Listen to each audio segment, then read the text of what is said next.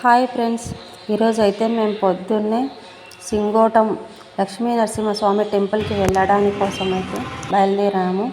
దారిలో ఉగ్రాని బజ్జి తినేసి సింగోటం లక్ష్మీ నరసింహస్వామి టెంపుల్కి వెళ్ళాము. లొకేషన్ చూడండి ఎంత బాగుందో. పక్కనే కోనేరు పక్కన మన లక్ష్మీ నరసింహస్వామి టెంపుల్. ఈ టెంపుల్కి చాలా విశిష్టత ఉందంటండి.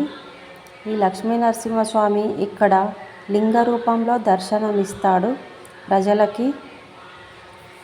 ఇది రెండవ తిరుపతిగా కూడా, తెలంగాణ రెండవ తిరుపతిగా కూడా చెప్పబడుతుంది.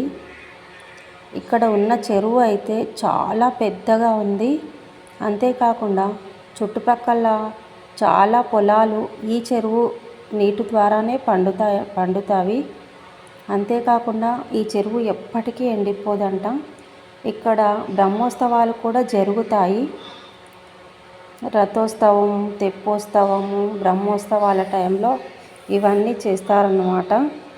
లక్ష్మీ నరసింహస్వామి టెంపుల్ చాలా విశాలంగా పెద్దగా ఉంది. ఇక్కడ ప్రతి ఏడాది జాతర కూడా జరుగుతుందంట. అందుకని ఇక్కడ ఆలయం చాలా పెద్దదిగా ఉంటుంది. జాతర అన్నప్పుడు మనకి కొన్ని వేల సంఖ్యలో భక్తులు వస్తారు కాబట్టి ఆలయం చాలా పెద్దదిగా ఉంటుంది. మనం ఆలయంలోకి ఎంటర్ కాగానే ద్వారం లోపల ఒక స్తూపం ఉంటుంది. మేమైతే ఈరోజు ఆలయంలోకి వెళ్ళగానే కుంకుమార్చన జరుగుతుంది. అక్కడ పంతులు గారు కుంకుమార్చన చేపిస్తున్నారు. చాలా మంచిగా అనిపించింది నాకైతే. లక్ష్మీ నరసింహస్వామి లింగ రూపంలో దర్శనమిస్తాడు.